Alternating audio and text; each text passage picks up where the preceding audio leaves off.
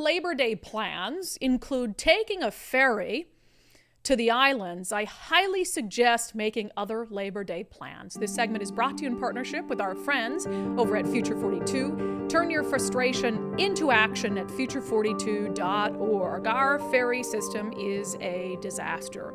An absolute disaster. I genuinely mean that, though. If you have Labor Day plans to go to the islands, just find something else to do. From experience, having to go to the islands for a wedding and waiting 6 hours for a ferry, it's so unpredictable. Unless you have all the time in the world, you're not on a schedule and you can afford to sit and wait for 6 hours or whatever it is for a ferry, fine, if that is something that you're totally okay with doing. But man, if you want to enjoy your Labor Day weekend, do not spend it out on the islands where you have to rely on a ferry. And what's been happening for the last roughly 48 hours is a really good example why. So I got to take you through this tangled web. Nicole and I, before the show, I was sitting here and I was so frustrated. I was trying to understand this web of, it's like this domino of failure, right?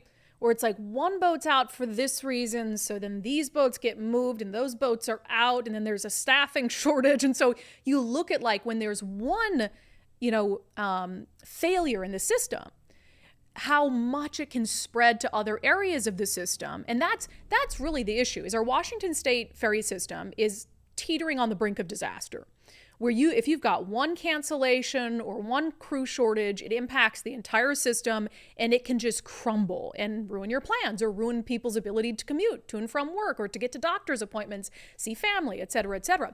So this is from the Seattle Times. The headline, Kingston-Seattle Fast Ferry Service canceled until further notice. So there is a fast ferry, which is a passenger-only ferry that goes from Kingston to Seattle. Well, it's canceled until further notice. It says Kitsap Transit has canceled all sailings on its passenger-only ferry service between Kingston and downtown Seattle, citing a mechanical failure with one of its vessels. The disrupted sailings stem from the failure of a part of the propulsion system in the Nitai and Commander ferries, which sailed the Kingston and Southworth routes until the transit agency was made aware of the malfunctioning part this summer. The vendor that manufactures the $15,000 part told Kitsap Transit it could take up to 20 weeks to deliver a replacement, manufactured in Finland. Once it arrives, the ferry must be dry docked while the part is installed, and the Coast Guard must confirm the boat is working and meets federal regulations before it can sail. So that's a disaster. And that's obviously an extension of the Washington State ferry system, where you have some counties that run, like King County has a fast ferry. And so in this case, it's Kitsap Transit that has this fast ferry. So what's the workaround here, right? For people who relied on this fast ferry to get from Kingston to Seattle. So they said that you could then take a bus from Kingston to Bainbridge Island, and then you could take the Bainbridge Island ferry over to downtown Seattle. Now, that already sounds annoying and inconvenient, but then there's another issue, because of course Washington State Ferries is a disaster, and so while people who were having to deal with a canceled fast ferry were then going to take the bus over to Bainbridge to take the Washington State ferry, well, those ferries were being canceled as well. It says WSF canceled. I hate to laugh because it's not funny. It's annoying. Having been there, it's really annoying. WSF canceled numerous sailings Tuesday morning because of a crew shortage. By 2 p.m., the Bainbridge-Seattle route was back to 2 boats and running largely on schedule by 2 p.m. Wow, how convenient.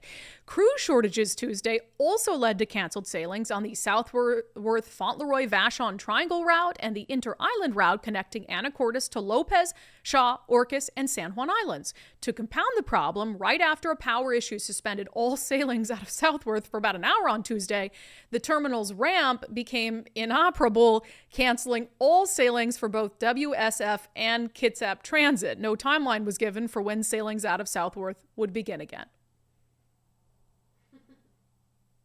The ferry system is a disaster. I laugh about it, but I know that it's critical to people, whether you're going to a wedding, whether you're going to a doctor's appointment, going to see a loved one, or just trying to enjoy a hard-earned vacation or weekend out on our beautiful islands. It's completely unreliable in so many ways, from the crews to the boats to the infrastructure surrounding them.